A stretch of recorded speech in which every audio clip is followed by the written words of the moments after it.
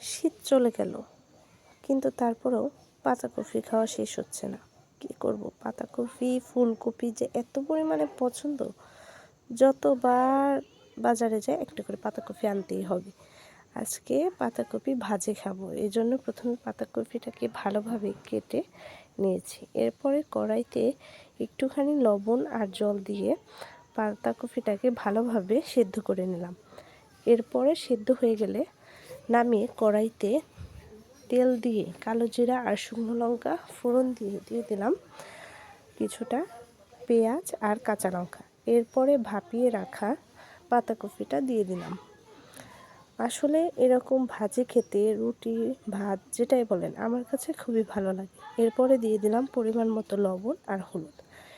লবণ আর হলুদ দিয়ে ভালোভাবে ভাজা হলে এরপরে পাতাকপির মাঝখানে আরেকটু তেল দিয়ে একটা ডিম দিয়ে ভালোভাবে নাড়াচাড়া করে নামিয়ে নিলেই রেডি পাতাকপি ভাজি। এরকম ভাজি সত্যি রুটি আর ভাত যেটাই বলেন খেতে কিন্তু অসাধারণ লাগে।